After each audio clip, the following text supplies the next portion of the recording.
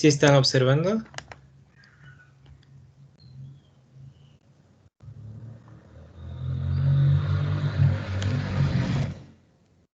Aún no. ¿Sí o no? ¿No? No. Es muy complejo esto. Se escribe uno tal vez. Ya. ¿Ahí?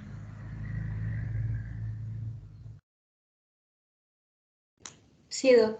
Listo. Vamos a empezar entonces. Ya. Ok, bueno, ante todo lo que es cuando hablamos de lo que es síndrome de Cushing, antes de eso primero tenemos que empezar a discutir un poco lo que es hipercortisolismo, ¿no? Llegar a un diagnóstico de una enfermedad de Cushing, un síndrome de Cushing, primeramente es una enfermedad rara, o sea, ustedes no van a encontrar o van a hacer el diagnóstico todos los días, lo que ustedes más van a encontrar son hipercortisolismos, o sea, cortisoles elevados, y el cortisol al ser una hormona de estrés puede tener muchas variaciones, o sea, y también hay medicamentos, hay enfermedades, trastornos psiquiátricos inclusive que pueden alterar el valor de cortisol. Entonces, hacer un diagnóstico primero hay que llevar al inicio, que es hacer un diagnóstico de un hipercortisolismo y luego pasar a lo que es realmente diagnosticar la enfermedad. Cuando hablamos de síndrome de Cushing, estamos hablando de una exposición prolongada y excesiva, lo que es importante, a la acción de las hormonas glucocorticoides, ¿no? Pueden ser causados esto por dosis farmacológicas exógenas de los corticosteroides, que es la causa más frecuente. La verdad que ustedes van a encontrar administración de corticoide exógeno. Ejemplo, les pongo ahora la etapa de COVID, o sea, en la cual están administrados dexametasona 8 miligramos, o sea, por 10 días aproximadamente, que es dar prácticamente 40 de prednisona diarios por 10 días. Y eso te suprime el eje adrenocorticotropo, ¿no? Entonces, excesivas dosis a largo plazo pueden provocar también Cushing exógeno, ¿ya? Fuente endógena de cortisol, origen tumoral principalmente, que puede ser a nivel de adrenal, puede ser a nivel de hipófisis o puede ser ectópica también. En cualquiera de los casos se tiene que hacer un diagnóstico diferencial. Epidemiológicamente es una enfermedad rara, o sea, no es que se va a encontrar muy frecuentemente la enfermedad propiamente, una incidencia estimada de 0,2 a 5 por millón de personas al año, una prevalencia estimada de 1 a 9 casos por 100.000 en algunas situaciones y en algunos países, la edad media generalmente 41 años, una relación hombre-mujer más prevalente en el sexo femenino en relación 3 a 1, y se ha visto un aumento en personas que tienen diabetes tipo 2 no controlada, hipertensión o osteoporosis de inicio temprano. O sea, en cierta manera, pacientes que tienen este tipo de enfermedades de manera precoz, el diagnóstico de un hipercortisolismo, si es que existe en la clínica, se debe hacer un diagnóstico diferencial. ¿Cómo lo clasificamos? En forma general, hay dos formas. La exógena, que se presenta como consecuencia de un factor ajeno al organismo, puede ser temporal y obviamente va a ceder una vez que cede o se suspende la terapia corticosteroide que yo estoy administrando. Y la forma endógena, que se caracteriza por una producción aumentada de lo que es cortisol a nivel endógeno, de cualquiera de las glándulas, a nivel hipotálamo, a nivel, perdón, de hipófisis, a nivel suprarrenal o a nivel ectópico, principalmente hablando de este último de orígenes de tipo tumoral, ¿ya? Yendo entonces a lo que es la clasificación, tenemos los dependientes a nivel central, o los síndromes de Cushing ACTH dependientes, que como ustedes pueden ver representa el 70 al 80% de casos, o sea, es la forma más frecuente de hipercortisolismo, de las cuales obviamente viene la enfermedad de Cushing, que se presenta en un 60 a 70% de los casos, que puede ser causado por un adenoma en un 60 a 70%, o hiperplasia, que es muy raro y solamente existe reporte de casos. El 5 al 10% restante puede ser una producción ectópica de ACTH, justamente hablando de tumores neuroendocrinos malignos que pueden estar localizados en diferentes sitios, pulmón, por ejemplo, en un 4%, y tumores neuroendocrinos benignos que se pueden presentar en un 6% de casos. Y tumores neuroendocrinos ocultos de difícil diagnóstico que se pueden presentar en un 2% de casos, ¿ya? Cuando vamos a la segunda clasificación, tenemos el ACTH independiente, o sea, hablando principalmente fuera de lo que es a nivel central, y dentro de esto tenemos a lo que es el adenoma de suprarrenal, dentro de los cuales el adenoma es el que tiene un mayor porcentaje. Aproximadamente un 10 o un 22% de casos se presenta en la cuarta, quinta década de la vida, Tenemos también el carcinoma de adrenal, que es mucho más raro, ventajosamente, porque es una enfermedad de difícil tratamiento. Se presenta un 5 a 7%, se puede presentar entre la primera, la quinta o la sexta década de la vida. Tenemos otras formas más raras, como una hiperplasia adrenal bilateral o hiperplasia macronodular bilateral también, que son formas raras. Estas dos últimas benignas preferentemente, por lo cual el pronóstico es un poco mejor, ¿ya? Tenemos también hiperplasia adrenal micronodular bilateral en un menos de 2% de casos y otras formas raras asociadas a formas genéticas, ¿no? Como es el complejo de Carney, eh, como la enfermedad nodular pigmentaria primaria, son formas raras de la enfermedad. En sí, lo que más van a encontrar ustedes principalmente es el adenoma suprarrenal unilateral, que generalmente es benigno, ¿no? Que se caracteriza por una secreción excesiva de cortisol.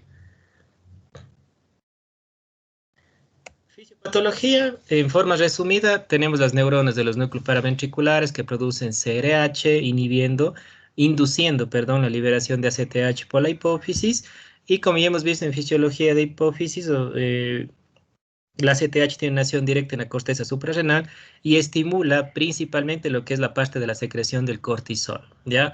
Cortisol y en parte también la parte de la secreción de lo que son los andrógenos, ¿sí? La parte de la secreción mineralocorticoide va a ser un poco más independiente de esto y va a ser controlado más por el sistema renina-angiotensina-aldosterona, como vamos a ver cuando discutamos hiperaldosteronismo, ¿sí?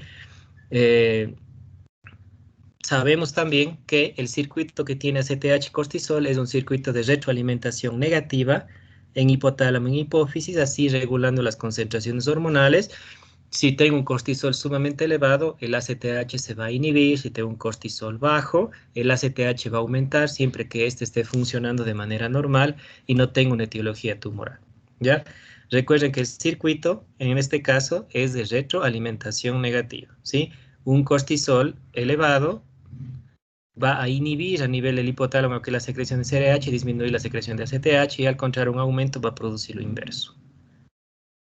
En el síndrome de Cushing dependiente de ACTH, el adenoma hipofisario por excelencia va a producir un ACTH en exceso por encima de los rangos normales, causando en algún punto una hiperplasia de las suprarrenales y consecuentemente también un aumento de la producción de cortisol. El cortisol normalmente va a suprimir la liberación de lo que es CRH y ACTH por las células hipofisarias, pero no tumorales. Y ahí está el problema, que el ACTH tumoral no respeta eje, y al no respetar un eje, va a seguir produciendo independientemente de que tengamos un cortisol elevado. ¿Ya? Los asociados a tumores ectópicos, igualmente.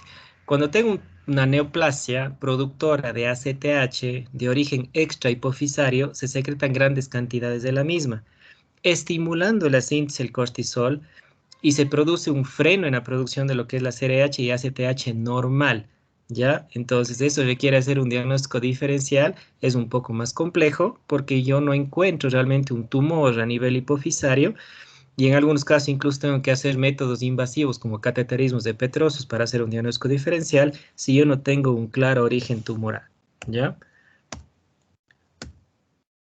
El independiente de ACTH es una producción autónoma de cortisol. Ejemplo más claro es la adenoma de suprarrenal, que produce grandes cantidades de cortisol. Ustedes van a encontrar un cortisol sumamente elevado y como el eje a nivel superior se está respetando, el ACTH va a estar totalmente inhibido, tratando de disminuir la producción del mismo, ¿ya? En este caso, entonces, un tumor suprarrenal igualmente no respeta el eje, ¿ya? El ACTH va a inhibirse, pero pese a eso, al haber una producción autónoma, el cortisol va a continuar su aumento y vamos a tener un eje totalmente bloqueado a nivel central. Cortisol elevado con ACTH inhibido es la característica del síndrome de Cushing independiente de ACTH. Manifestaciones clínicas son típicas y ustedes deben haber oído acerca de las características relacionadas al síndrome de Cushing, pero hay algunos pacientes que tienen características inusuales relacionadas con la edad que me pueden hacer levantar la sospecha. Ejemplo, un paciente adulto joven que tenga hipertensión arterial, en niños principalmente con una velocidad de crecimiento en descenso progresivo y a su vez con un aumento de peso muy significativo, y pacientes con incidentaloma suprarrenal, en el cual se tiene que hacer un diagnóstico de producción de cortisol, porque es una de las hormonas que más frecuentemente se produce ante un adenoma de suprarrenal. Ahora, existen ciertas características clínicas y existen lo que son los estigmas propiamente de la enfermedad. Hay ciertas características clínicas que se pueden presentar en otras patologías y existen estigmas propiamente de la dolencia de Cushing que van a ser típicas de la enfermedad. Algunos ejemplos. Las equimosis espontáneas son una característica de la que son estigmas de Cushing, ya justamente consecuencia de la fragilidad capilar que presenta el paciente. Plétora facial se puede presentar también en este grupo. Miopatía proximal, refiriéndose a desgaste muscular a nivel proximal principalmente. Estrías violáceas, es una característica muy llamativa que se puede presentar. No son estrías comunes, estrías nacaradas que normalmente se presentan, son estrías violáceas, rojizas, gruesas, que se presentan a nivel de pared abdominal, igualmente consecuencia de fragilidad capilar. Y obesidad troncular, ¿no? Una obesidad de tipo central, acompañado con una miopatía proximal, ¿sí? Tiene un abdomen prominente con unos brazos delgados, presencia de estrías a nivel abdominal, no solo a nivel abdominal, también se puede presentar en miembros inferiores y en miembros superiores, y equimosis espontánea son características muy comunes y estigmas de la enfermedad. Existen otras características también, existen síntomas que se pueden presentar en el paciente, aumentos de niveles de cortisol, recuerden que es una hormona de estrés, puede provocar cambios en el temperamento, pueden provocar depresión, puede provocar psicosis, puede provocar el aumento de producción de andrógenos. También recuerden que es despreciable, si podríamos decir así, lo que es la producción de andrógenos a nivel suprarrenal, pero con un exceso de ACTH va a tener una mayor significancia, ¿no? Y van a dar síntomas como acné, van a dar aumento del vello facial, van a dar virilización en algunos casos, hiperpigmentación y cambios a nivel de la menstruación, pueden provocar úlceras pépticas en algunos casos, diabetes. Recuerden que el cortisol es una hormona contrarreguladora y por lo tanto va a provocar aumento de glucosa, pérdida de calcio, ¿no? Recuerden que favorece la pérdida de calcio lo que es el cortisol, pérdida de hueso, osteoporosis en algunos casos, y inmunosupresión consecuencia del exceso también hormonal, ¿ya? También hay una redistribución de la grasa, la cara de luna llena típica de la que habíamos hablado, eh, hipertensión que habíamos indicado, adelgazamiento de piel, el desgaste muscular. Dentro de los síntomas, entonces, repitiendo nuevamente, depresión, fatiga, cambios en el apetito, disminución del libido, deterioro de la memoria, insomnio, irritabilidad, cambios, anormalidades menstruales. Como pueden ver, o sea, nada realmente específico, ¿no? Que se pueden presentar también en otras patologías. Otras tal vez un poco más específicas, por ejemplo, la jiba de búfalo, que se le dice así, la grasa a nivel retrocervical, relleno también a nivel supraclavicular, grasa supraclavicular, edema periférico, el acné en algunos casos, puede haber virilización a nivel de los niños si es que se presenta con la enfermedad, o una pubertad pseudo precoz o pubertad tardía inclusive. Y enfermedades agregadas, ¿no?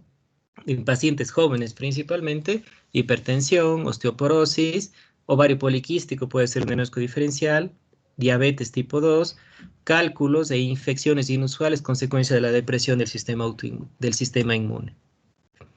Ahora, ¿cómo hacemos el diagnóstico de la enfermedad? Que es la parte que realmente es la que más se deben enfocar porque es la más difícil en sí. ¿Quién debe hacerse la prueba? En sí, los guidelines de la Sociedad Americana de Endocrinología recomiendan un historial farmacológico primeramente completo para excluir la exposición a excesiva de glucocorticoides exógenos que conduzcan al síndrome de Cushing exógeno y iatrogénico, ¿sí? Y eso nos ahorraría un montón de pruebas que ustedes tendrían que realizar para hacer el diagnóstico diferencial, ¿sí? Entonces, excluir la causa farmacológica es sumamente importante, sobre todo por el uso generalizado que existe actualmente de lo que son los corticoides exógenos, sea en cremas, en tabletas, y entonces hacer un diagnóstico diferencial de eso puede ahorrar muchos problemas y hacer una investigación más profunda de la enfermedad. Las pruebas de síndrome de Cushing entonces recomiendan en siguientes grupos. Pacientes con características inusuales para la edad, justamente lo que habíamos hablado de ejemplos de osteoporosis, hipertensión, pacientes con múltiples características que progresan, particularmente que son más predictivas del síndrome de Cushing, hablando de los estigmas principalmente, niños que tienen un percentil de altura en descenso y un peso en aumento, ya que está fuera de lo que es el padrón normal de crecimiento y desarrollo que él tuvo hasta determinada etapa de la vida. Y pacientes con incidentaloma suprarrenal. Refiriéndose a esto, que si un paciente yo le encuentro un adenoma suprarrenal, sea de manera casual o sea por investigación, yo tengo que investigar si ese incidentaloma produce cortisol Porque los incidentalomas, dentro de lo que más frecuentemente producen, es cortisol. Entonces, tiene que hacerse un diagnóstico diferencial si ese adenoma es funcionante o no funcionante. Entonces, ahí van al primer paso. Primero, lo más importante, identificar el hipercortisolismo. Antes de pensar justamente que confirmen que el cortisol esté realmente elevado, ya que este puede ser una hormona de estrés. Y al ser una hormona de estrés, hay mucha variación que ustedes pueden encontrar dentro de un cortisol AM, ¿sí? Por lo cual, el cortisol AM o el cortisol de la mañana y de la tarde no se utiliza para hacer diagnóstico de hipercortisolismo, ¿sí? Para la prueba inicial del síndrome de Cushing se recomienda 3 pruebas, que son estas que están aquí. Una prueba con supresión con 1 miligramo de dexametasona administrado en la noche, un cortisol urinario libre, al menos 2 mediciones, y un cortisol salival nocturno. Esas son las 3 pruebas que ustedes tienen que usar para hacer un diagnóstico de hipercortisolismo. Cortisoles AM y PM no les va a servir porque son muy variables y por lo tanto pueden estar ocultando la enfermedad o bien pueden hacer un diagnóstico erróneo de la enfermedad. Entonces, ustedes siempre que tengan la sospecha clínica tienen que hacer estas 3 pruebas. En nuestro medio principalmente existen las 2 primeras que ustedes pueden realizar, que es una prueba de supresión con DEX y el cortisol libre urinario. El cortisol salivar no hay muchos laboratorios disponibles aquí para su realización. Como ustedes pueden ver, la evolución en los test de las recomendaciones para el diagnóstico de Cushing, ¿sí? Han ido evolucionando un poco y como test inicial diagnóstico, incluso actualmente se recomienda el cortisol salivar en la medianoche como método propuesto actualmente, si es que existiera obviamente aquí en el medio, ¿ya? Como método inicial. ¿Por qué? Porque es muy sensible y específico. De los 3 métodos que acabamos de ver, el cortisol salivar es uno de los métodos más sensibles y específicos.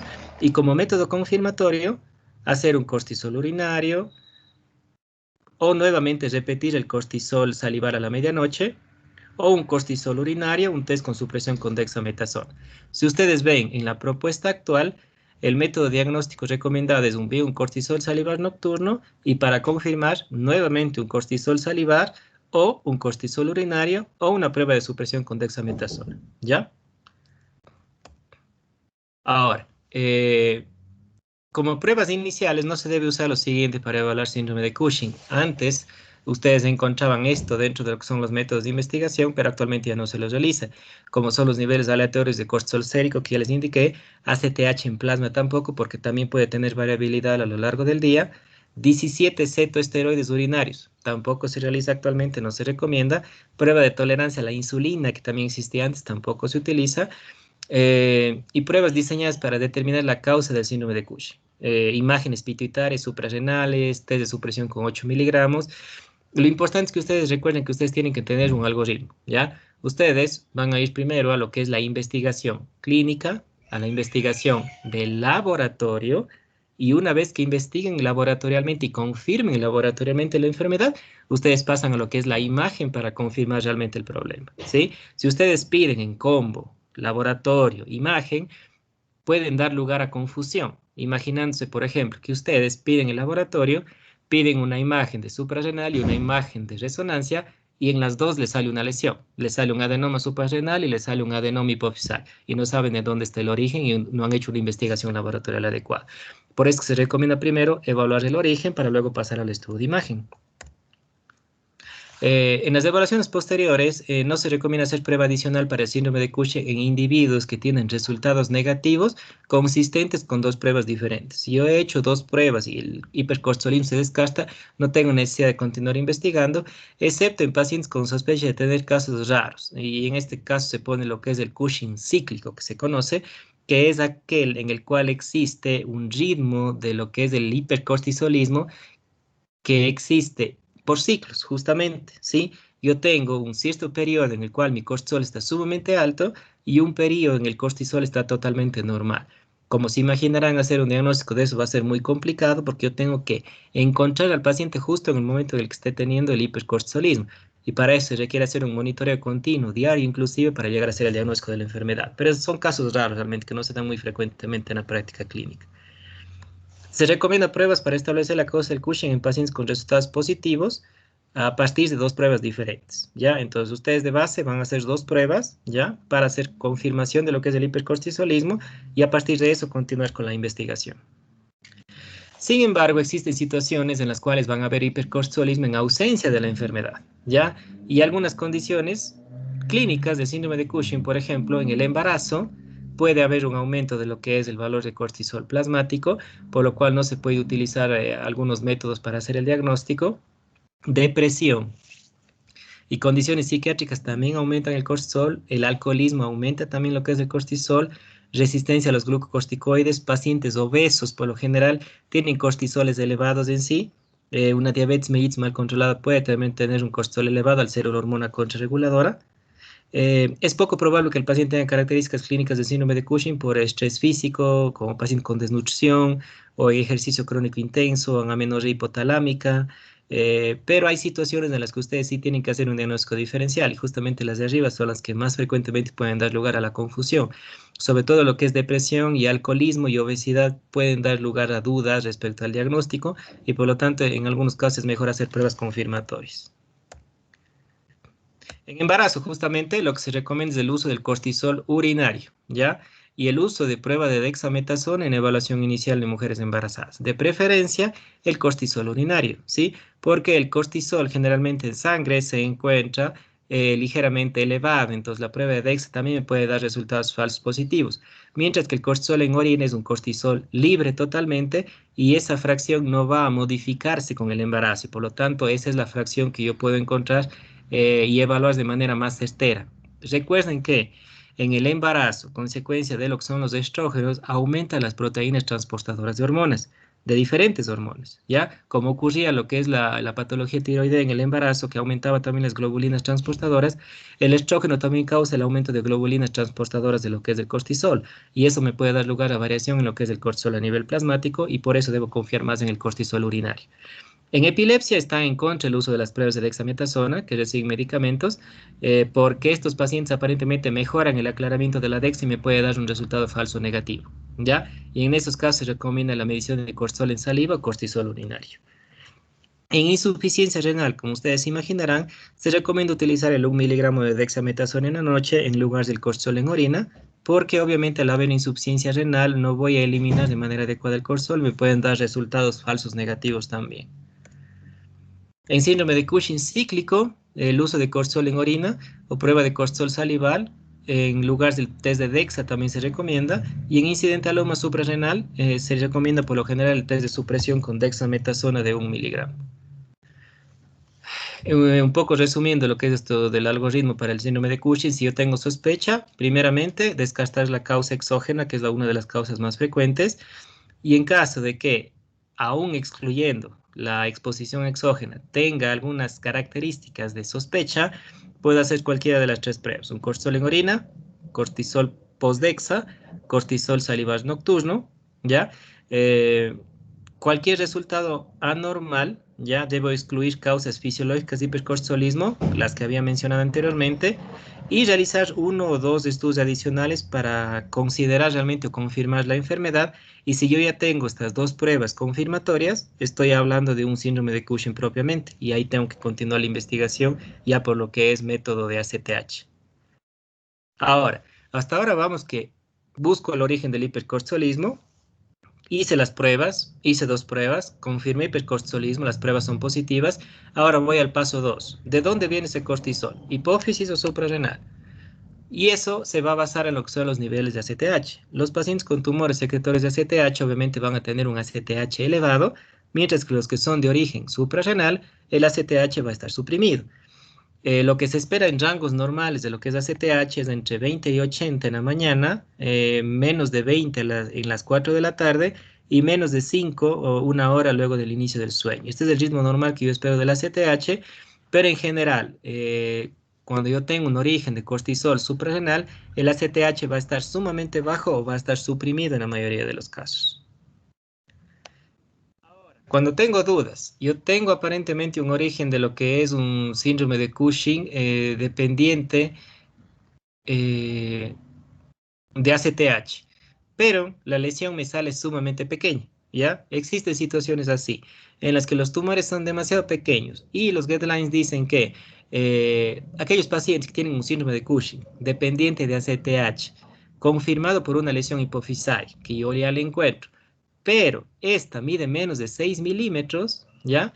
Se recomienda en algunos casos hacer un cateterismo de senos petrosos para hacer la confirmación de que realmente el origen sea a nivel de esa lesión, porque una lesión de ese tamaño genera dudas si el origen es ese. ¿Ya? Esto es solamente para acotar, o sea, el diagnóstico diferencial. Esto es en caso de ya una complejidad un poco mayor en el diagnóstico, y es, o sea, cuando yo no estoy seguro del origen de dónde viene la lesión. ¿Ya? Es una prueba invasiva y por lo tanto existen riesgos de eventos adversos, por lo cual no se hace en todos los pacientes. Y a su vez tiene una probabilidad del menos del 10% de un resultado falso negativo, que puede estar causado por drenajes venosos anómalos en la hipófisis o incapacidad de colocar correctamente los catéteres para lo que es el cateterismo, ¿no? Entonces esto se reserva justamente para ese grupo de pacientes con tumores demasiado pequeños que son ACTH dependientes, pero me queda duda si el origen es propiamente hipofisario o el origen puede ser de origen ectópico, ¿ok? Listo. Entonces, primero, hicimos la localización o confirmación de lo que es el hipercorsolismo. Paso 2, ACTH dependiente, ACTH independiente. Paso 3, van a la imagen y van a buscar de dónde viene la lesión. La tomografía o resonancia de tórax y abdomen y estos gamma gráficos. Tienen varios métodos, pero como ya hemos discutido en lo que se refiere a hipófisis, el método de elección es la resonancia magnética de silla turca, simple y contrastada. ¿Ya? Ese es el método que ustedes van a usar para estudios hipofisarios. Para adrenal, por otro lado, el método de elección es la tomografía adrenal, porque ofrece una mejor resolución espacial que lo que ofrece la resonancia magnética.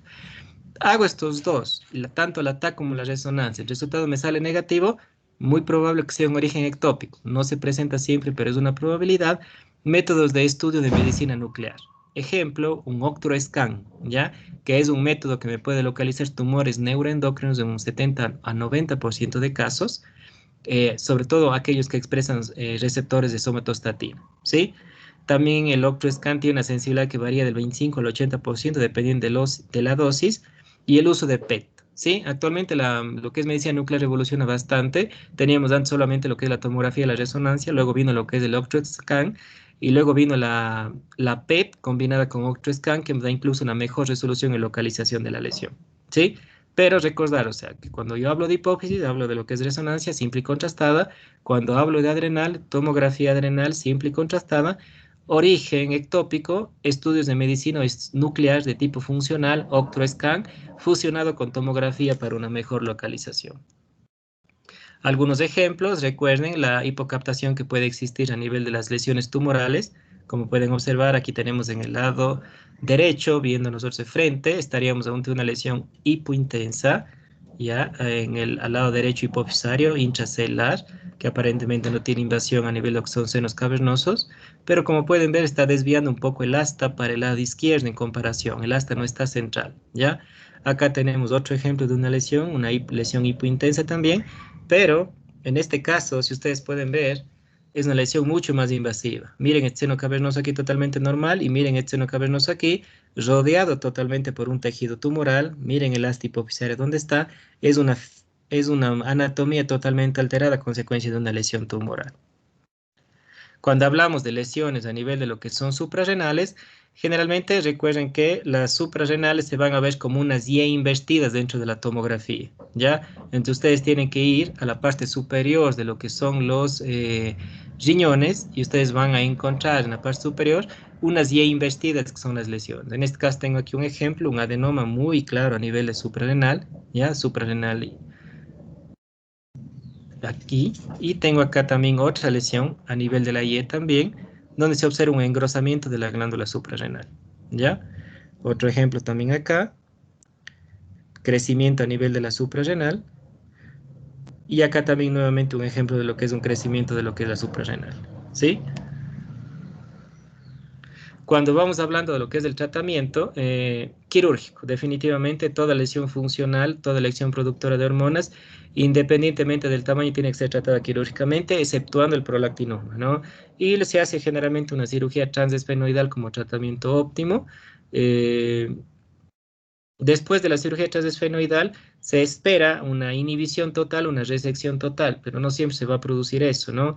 Se considera que el paciente tiene una probabilidad de remisión prolongada si tengo concentraciones de cortisol preoperatorio, postoperatorio, perdón, menores a 5 y unas concentraciones de cortisol en orina inferiores a 10 a 20 microgramos al día. Si yo no consigo éxito con la primera cirugía, se recomienda intentar hacer una segunda cirugía si la anatomía lo permite, ¿ya? Pero obviamente mientras más invado yo la hipófisis, más riesgo yo tengo de tener hipopituitarismo en el paciente, comprometiendo los otros ejes. Si no se consigue efectividad ni con la primera cirugía ni con la segunda cirugía, se pasa a radioterapia y tratamiento concomitante con fármacos, ¿no? Justamente el tratamiento farmacológico es para, en algunos casos, tratar complicaciones agudas del hipercortisolismo, por ejemplo, o pretratamiento quirúrgico o hipercortisolismo luego de una cirugía fallida, o mientras espera el paciente lo que es radioterapia, o aquellos tumores que no son resecables o son metastásicos, o un tumor neuroendocrino tópico, ¿no? En el cual se puede dar un tratamiento farmacológico como medida en cierta forma paliativa para el paciente. Tenemos algunas drogas, son comunes, por ejemplo, el ketoconazol, que se utiliza como antimicótico, disminuye la producción, es un adrenolítico, como se le conoce, ¿no? Disminuye la producción de cortisol a dosis de 400 a 1200 miligramos al día, es hepatotóxico, por lo cual debe ser monitorizada las enzimas hepáticas y tiene molestia a nivel gastrointestinal e hipogonádico, sobre todo a nivel de sexo masculino. Hay otros fármacos también, solamente para nombrarlos. Tenemos metirapona, que actúa a nivel de la 11-beta-hidroxilasa, el mitotano, inhibe enzimas esteroidogénicas, el etomidato por vía intravenosa, disminuye las concentraciones de cortisol. Cabergolina se ha visto que puede producir en algunos casos una efectividad en un porcentaje de un 30%, tiene muchos efectos adversos en estos casos. La mifepristona también, antagonista de los receptores de glucocorticoides. Y radioterapia, ¿no? Cuando la enfermedad es persistente y recurrente después de la cirugía transesfenoidal o es un tumor invasivo que no se puede sacar, se espera una remisión del 50 al 80% con esto dentro de 2 años. Efecto que voy a tener con radioterapia en un par de años, hipopituitarismo, ¿no? Porque la radiación va a afectar también los otros ejes de las células normales y el paciente va a empezar a tener deficiencias hormonales. Cuando el origen es a nivel de adrenal, lo que se recomienda es la adrenalectomía, ¿sí? Si es un adenoma propio de un solo lado, la adrenalectomía va a ser unilateral. Si yo tengo adenomas bilaterales, va a tener que ser una adrenalectomía bilateral en algunos casos. Van a necesitar terapia de reemplazo con glucocorticoides de por vida en muchos casos de los pacientes, porque si yo saco las dos adrenales, no tengo manera de producir cortisol y va a ser un tratamiento con corticoides a largo plazo en ese grupo de pacientes. Esto es referente al síndrome al más fácil, podríamos decir así, ¿no? Porque tiene una clínica más florida, ustedes van a ver clínicamente al paciente. Entonces, si el hipercortisolismo es muy obvio con todos los estigmas y todo lo que acabamos de ver, el diagnóstico no va a ser tan complicado. Hay algo que va a encontrar más frecuentemente en la práctica clínica, que es un síndrome de Cushing, que se le conoce como Cushing subclínico, ¿ya? Que es el más difícil de diagnosticar, en el cual existe una situación derivada de la producción de glucocorticoides autónoma. O sea, hay una producción autónoma de cortisol, pero que no tiene signos o síntomas específicos del síndrome de Cushing. No hay prácticamente sintomatología clínica, ¿ya? No hay tampoco aparentemente las técnicas de imagen. Puede haber en algunos casos una masa adrenal y uno bilateral, que en algunos casos me obliga a hacer estudios de tipo funcional, las pruebas que ya discutimos previamente, que definen lo que es, si existe o no existe la enfermedad, ¿ya? Generalmente los incidentalomas adrenales son los que albergan la causa y dan origen al diagnóstico de la enfermedad. O sea, el Cushing subclínico generalmente se asocia a la presencia de un adenoma suprarrenal. Como había mencionado antes, los adenomas suprarrenales por lo general lo que más producen, si funcionan, es cortisol. La prevalencia media de los incidentalomas adrenales como hallazgos en una tomografía son raros, son de un 0.64%, mientras que en autopsias va hasta un 2% y hasta un máximo de un 8.7%, dependiendo de los estudios. Causas, como les había mencionado, adenomas corticales, hiperplasias macronodulares en algunos casos, independientes de la secreción de ACTH, mielolipomas, hemorragias, lesiones metastásicas no productoras de cortisol, incidentalomas adrenales. Se considera fisiopatológicamente que la función adrenocortical no se encuentra sujeta al control por los mecanismos normales. Pero pese a no estar controlado por los mecanismos normales, la producción que existe no es de la magnitud suficiente para provocar la florida clínica que me dé el síndrome de Cushing. O sea que aparentemente yo tengo una producción autónoma a nivel de la suprarrenal, pero el valor que me da no es tan alto como para darme manifestaciones de enfermedad de Cushing. Ha visto que dentro de esto, cuando estamos hablando de un Cushing subclínico, se ha visto que la probabilidad de regresión de un Cushing subclínico es menor a un 0.5%, ¿ya? La evolución de un incidentaloma adrenal no funcionante a Cushing subclínico puede ir de un 0 a un 12%. La transformación maligna se puede dar en un 0%, o sea, no va a haber malignidad. Un aumento de tamaño de un 2.5% en aquellas lesiones de más de 10 milímetros. Y un Cushing subclínico puede evolucionar a Cushing manifiesto en menos del 1% de casos, ¿ya? Pese a que todo esto es bajo, ¿ya? Existen algunas complicaciones que me puede dar el Cushing subclínico. Estos son los estigmas que habíamos discutido previamente. Esto prácticamente ustedes no van a encontrar en un paciente con un Cushing subclínico. Más bien lo que ustedes van a encontrar en estos pacientes son comorbilidades, ¿ya? Van a encontrar trastornos en el metabolismo de la glucosa, van a encontrar hipertensión arterial, van a encontrar en algunos casos dislipidemia, obesidad en algunos casos, osteoporosis en otros, ¿sí? Hablando, por ejemplo, de osteoporosis, se ha visto que la prevalencia general de osteoporosis siendo de un 48 a 55, en un síndrome de Cushing, la osteoporosis en la población general es de un 5% aproximadamente. La prevalencia de fracturas vertebrales de un 56%, en el síndrome de Cushing subclínico se pueden presentar en un 10% de casos. Se ha visto que el cortisol en general afecta a los huesos trabeculares que están conformados a nivel de lo que es la columna, dando un deterioro de la microarquitectura. También se ha visto que existen disminución de marcadores como disminución de la osteocalcina. Se ha visto que hay una disminución de la densidad mineral ósea por métodos de densitometría, aunque se ha visto que tiene baja especificidad. Algunos otros métodos de diagnóstico son la tomografía ósea de alta resolución o el estudio de microarquitectura trabecular.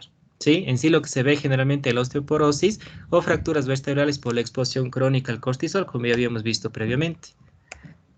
Obesidad y dislipidemia, se ha visto que los pacientes pueden tener sobrepeso y pueden tener obesidad al diagnóstico en un 41% de casos, ganancia de peso en el seguimiento en un 21% de casos, dislipidemia empeorando a lo largo de la evolución en un 6.8% de casos en comparación con la población general.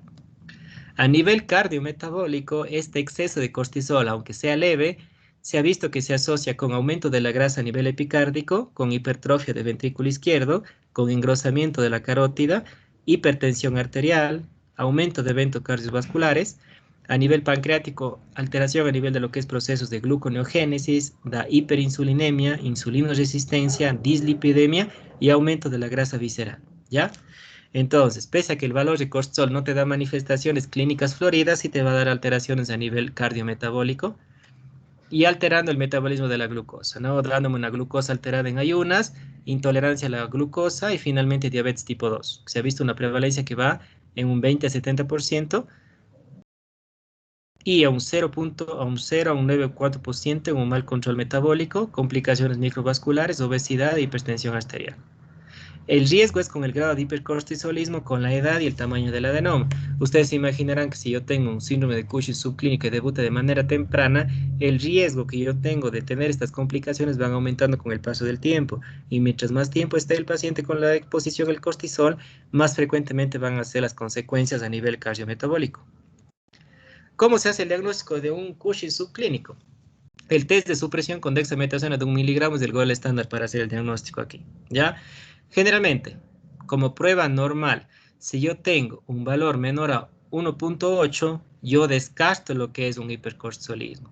Si tengo una secreción de 1,9 a 5, tengo una posible secreción autónoma de cortisol, y si yo tengo un valor mayor a 5, tengo definitivamente una secreción anómala de cortisol, ¿ya?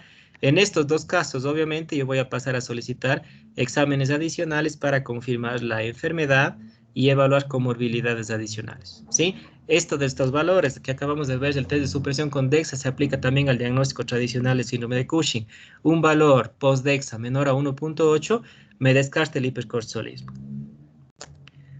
Interpretación de otros test tienen menos sensibilidad y especificidad y es por eso que no se los hace mucho. El cortisol urinario puede estar aumentado, puede estar normal y no se va a detectar en formas leves, y recordando que esta es una forma leve, es muy probable que me dé un falso negativo. Cortisol a la medianoche, medición dificultosa en algunos casos. El ACTH, recuerden que si bien la producción del cortisol está aumentada, no es lo suficientemente manifiesto como para provocar síntomas y tampoco es lo suficientemente manifiesto para inhibirme el ACTH. Entonces yo puedo tener un ACTH que va a estar normal o un ACTH que va a estar disminuido. Y entonces eso me va a dar duda diagnóstica al momento de hacer la investigación. Todas estas son menos sensibles que el test de la dexametasona. El tratamiento, si es que ya tengo demasiadas complicaciones en el paciente, se recomienda hacer la adrenalectomía, ¿sí? Como tratamiento de elección para disminuir los síntomas y evitar las complicaciones, ¿ya? Puede ser unilateral o bilateral en algunos casos, dependiendo si las lesiones están a nivel de las dos suprarrenales. Se ha visto que luego del tratamiento quirúrgico los pacientes mejoran las comorbilidades que acabamos de ver. Se puede manejar también postoperatorio lo que son los glucocorticoides o el uso de cortisol. ¿Por qué? Supongamos que, por ejemplo, ustedes tienen un adenoma de suprarrenal. Este adenoma de suprarrenal estaba localizado en el lado derecho. Si ustedes imaginarán un exceso de cortisol en el lado derecho, el lado izquierdo funcionando normal, lo normal va a ser que el lado izquierdo se termine inhibiendo en su producción por la gran producción que existe en el lado derecho. Si yo opero y saco el lado derecho, ese lado izquierdo está inhibido. Y si yo no tengo ni izquierdo ni derecho, yo voy a tener insuficiencia adrenal. ¿Ya? Entonces es por eso que yo tengo que manejar con corticoides, aunque suene redundante en el paciente, en el transoperatorio y en el postoperatorio, hasta que esa glándula que ha estado inhibida se vuelva a recuperar en su función normal. Esto se evalúa justamente en unos 3 a 6 meses para ir reduciendo las dosis de los corticoides que le doy al paciente de acuerdo a los resultados de la clínica que tenga. Recordar, el subclínico es una patología frecuente, pero es infravalorada. El test de inhibición con DEX es el test de elección. Siempre hay que valorar las comorbilidades asociadas. La estrategia quirúrgica parece ser beneficiosa en algunos casos. Y los pacientes ameritan seguimiento y reevaluación de las comorbilidades, ¿ya? Como ven, en algunos casos puede ser que yo tenga estas manifestaciones o estas comorbilidades y en otros casos no las tengo. O en algunos casos puede ser, aunque es muy poco probable, que el Cushing subclínico evolucione a un Cushing clínico manifiesto. Entonces yo tengo que hacer seguimiento de ese paciente para decidir el tratamiento definitivo. Un cuadro para recordar lo que es las potencias de los corticoides. Eh,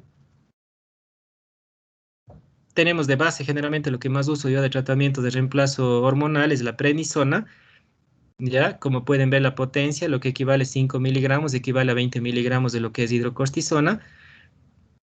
Problema, tiene una vida media larga, como pueden ver, tiene una duración aproximada de 12 a 36 horas, por lo cual no es fisiológico en comparación a lo que es la hidrocortisona. Es por eso que las propuestas actuales de tratamiento de patología adrenal es con el uso de hidrocortisona porque tiene una menor duración, lo que le da una similitud con lo que es el eje fisiológico y obviamente me permite ir ajustando las dosis y evitar una sobrecarga de corticoide en el paciente, ¿ya? Como pueden ver, obviamente aquí lo que hablamos de dexametasona, sumamente larga la vida media biológica y el efecto y la potencia es sumamente elevado respecto a la droga patrón, ¿ok? Que es una potencia de 27, entonces es una potencia sumamente grande y es por eso que administrarlo por 10 días, les pongo por ejemplo ahora el COVID, me inhibe el eje y por lo tanto tengo que hacer destete en el paciente luego de su administración, ¿ok? Solamente como punto adicional. Y creo que eso es todo, sí. Entonces, como regla general, lo que quiero que quede con ustedes es que ustedes tienen que ir paso a paso en el diagnóstico. O sea, ustedes no tienen que acelerarse, no tienen que pedir todo de golpe. Ustedes primero empiezan con la investigación clínica, luego la laboratorial, luego el origen, luego la imagen, y ahí, o sea, van a decidir ustedes el tratamiento que el paciente necesita realmente, ¿ya? Porque de lo contrario, si ustedes hacen o solicitan todo de golpe, van a tener mucha confusión sobre el origen de la enfermedad y si realmente están tratando o no de un hipercortisolismo. ¿Ok? Preguntas que tengan respecto a esto, por favor.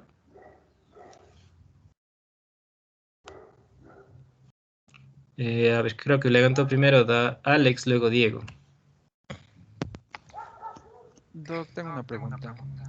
Usted Un ratito, mencionó que espera. Ahí, ya, diga. Ya. Usted mencionó que para poder diagnosticar un hipercortisolismo podríamos realizar cualquiera de las tres pruebas. Debemos realizar las tres pruebas. Para poder diagnosticar necesitamos que solo una sea positiva, dos sean positivas.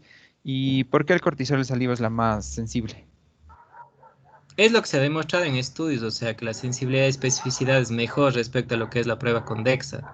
Tal vez por el horario de medición es una probabilidad, pero en sí, o sea, todos los tres en sí son buenos, o sea, son sensibles y específicos, pero se ha visto, o sea, en los estudios que han hecho comparación, que aparentemente el cortisol salivar tiene mejor sensibilidad y especificidad. No deja de ser bueno el post-DEXA, ¿no? Y dentro de lo que dijiste, o sea, de las pruebas de confirmación, se requieren dos pruebas por lo menos para confirmar la enfermedad, ¿sí?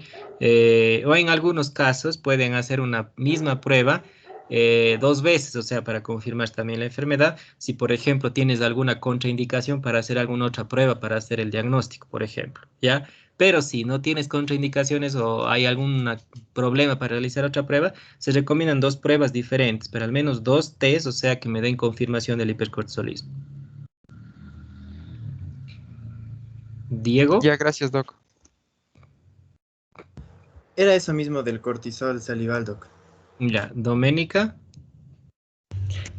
Yo, Doc, en el caso de la herencia, o sea, si es que tiene alguien síndrome de Cushing y los hijos no tuvieron, ¿qué probabilidad hay que los nietos sí lleguen a tener? Como que sea una herencia saltada, algo así. Sí hay probabilidad de... no hay eso de herencia autosómica dominante, autosómica recesiva, o sea, no es una herencia, o sea, de generación en generación, o sea, no es como una neoplasia endocrina múltiple tipo uno, o sea, en algunos casos tú puedes tener, en otros casos no, si no habría familias de Cushing, pero no existe eso realmente, ¿no? Hay algunos pacientes que desarrollan la enfermedad y otros no, tienen trastornos genéticos de base, o sea, que se pueden presentar, pero no necesariamente de transmisión hereditaria. Otra pregunta, Doc. En el caso de la cirugía transesphenoidal, para pacientes con Cushing que sí tengan como que comorbilidades como que diabetes y obesidad y aparte la hipertensión, eh, ¿ahí no está indicado o Con más cuál razón sería? está indicado, porque tienen comorbilidades que se beneficiarían del tratamiento. La única contraindicación que va para hacer una cirugía es que bien el paciente no quiera, que a veces puede pasar, u otra que el paciente tenga un alto riesgo cardiovascular. Por ejemplo, un paciente de edad, que tenga infartos múltiples, que tenga stents, un altísimo riesgo cardiovascular, o sea que contraindiquen la cirugía. Pero si de ahí tiene comorbilidades que se podrían beneficiar del tratamiento, definitivamente el tratamiento quirúrgico es de elección. Listo, Doc, gracias. ¿Alguien más?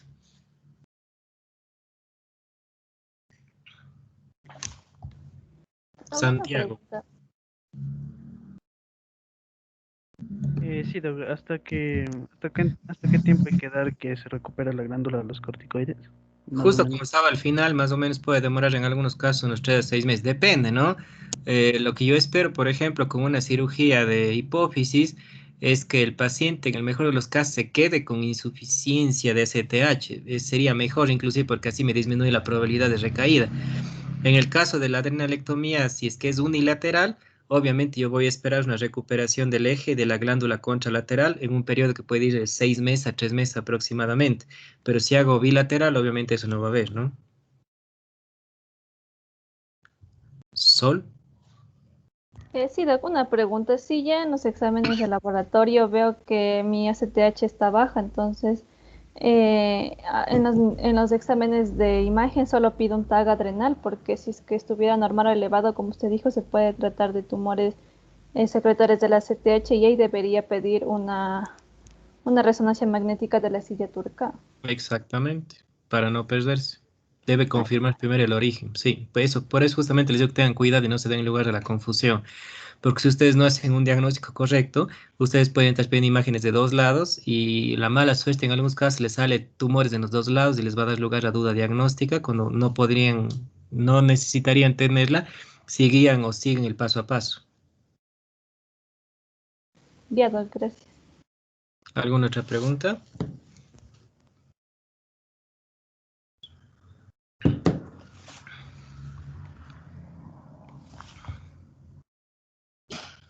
Listo, entonces ahí quedamos por el día de hoy, ¿ok? La prueba a las 8 de la noche. Esperemos que ya esté normal la parte del sistema porque estaba medio trabado todavía a las 8 ahí.